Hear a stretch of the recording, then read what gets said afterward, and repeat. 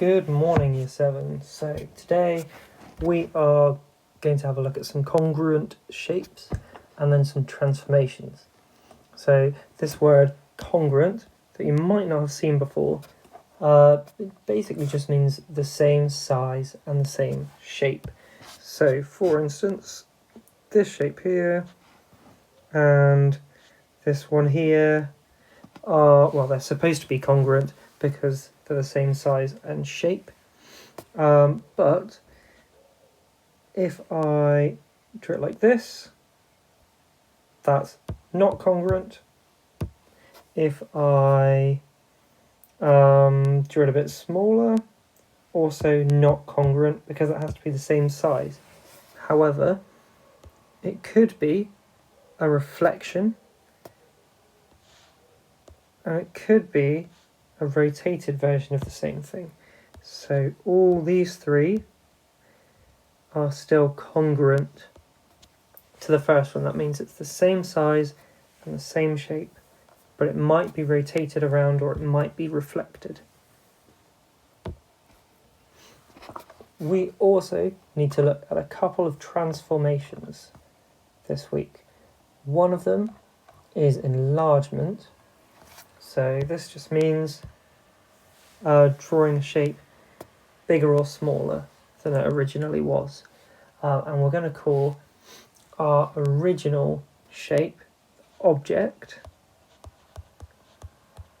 So for instance, my object could be this little L shape here. And then when I've enlarged it, I'm going to call that new shape the image. So if I want to enlarge this object, this little L shape, with scale factor 3, that means every side on my new shape needs to be 3 times bigger.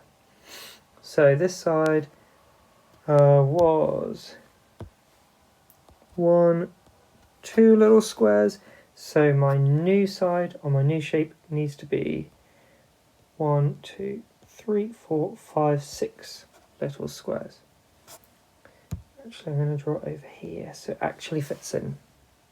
There we go, 1, 2, 3, 4, 5, 6 little squares. And then this side was 6 small squares long, so I need to draw 18 on my new shape.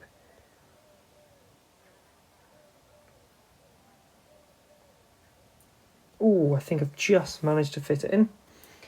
And then this bottom side was 4 little squares, so my new one needs to be 3 times 4 is 12, 2, 4, 6, 8, 10, 12. And then this side is 2 squares, so my new one needs to be 6. This side's 2 squares, so my new one's 6.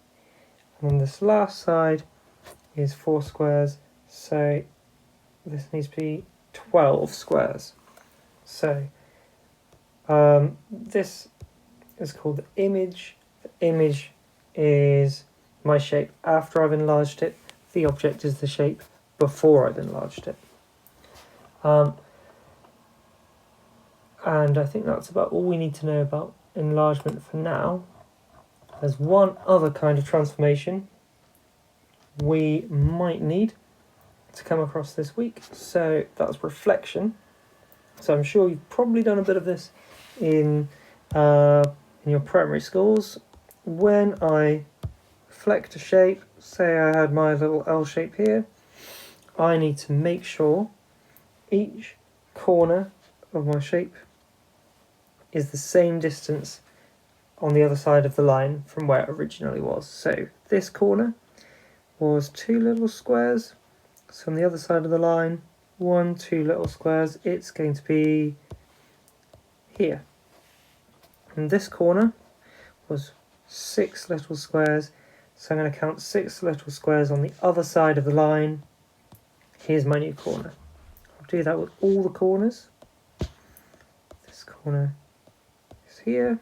This corner, 4 little squares, 1, 2, 3, 4. So it goes here, and this one is 6 little squares away, so it goes here. And then I can join up all of my corners into my new shape.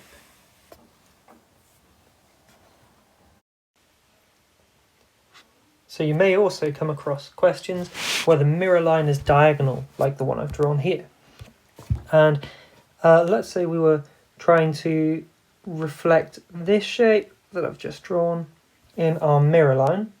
We need to make sure that when we're counting how many squares each corner is to the mirror line, we are counting them at right angles to our mirror line. So this corner, we could go 1, 2 squares, so 1, 2 squares on the other side. Our new corner is here. Let's do that with all our corners. 1, 2, 3, 4. 1, 2, 3, 4. 1, 2, 3. 1, 2, 3. 1, 2, 3, 4, 5. 1, 2, 3, 4, 5. This one goes 1, 2, 3, 4. 1, 2, 3, 4. And this corner up here goes 1, 2, 3, 4, 5, 6. 1, 2, 3, 4, 5, 6. So our new shape will look like this. However, sometimes I think it's easier to rotate the paper because it can be difficult sometimes for you to see exactly how you want to draw your lines. So let's try doing that now. So I've rotated my page just so that the mirror line is now vertical. And sometimes I find this it easier to reflect shapes when the line is vertical or horizontal. So I'm going to do the same thing. So I'll do a little cross on this corner and say to get to that mirror line it's going to be 1, 2 squares. So on the other side I need to go 1, 2 squares and draw my new corner. And then I'll do that with the other corners. 1, 2, 3. 1, 2, 3. This corner, 1, 2, 3, 4. 1, 2, 3, 4. This corner, 1, 2, 3, 4, 5. 1, 2, 3, 4, 5. This corner goes 1, 2, 3, 4. 1, 2, 3, 4. And this corner goes 1, 2, 3, 4, 5, 6. 1, 2, 3, 4, 5, 6. And then I'll join up all of my corners like so. And I just think sometimes it makes it easier to draw them in this way. But if you can do it with the line drawn diagonally and you don't need to rotate the page, that is also fine. The last thing that you'll need to know for this week's work is a bit of a recap actually from the straight line graphs work we've been doing previously. So you need to remember that a vertical line will always have an equation y equals something. So here it goes through 2, so the vertical line is y equals 2.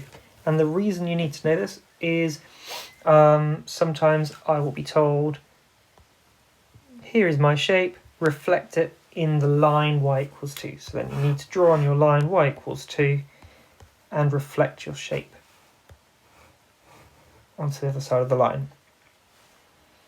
You might also need to know that a horizontal line, like this one here, that goes through -2, we write x equals -2. That's what that line is called. Or if it went through 4, it would be x equals 4. And I think there's one other kind of line you're given. And those are 2 really key diagonal lines. So one of them looks like this. Whoops. So it goes through 1, 1, 2, 2, 3, 3, 4, 4, 5, 5, and the equation for this line is y equals x. And the other one goes through -5, 5, -4, 4, goes 0, 0, 1, -1, and the equation for this line is y equals -x. Now, I think you're given these in the exercise anyway, already drawn out and labelled, but it's useful to know that y equals x is this diagonal line and y equals -x is this diagonal line. Okay, good luck.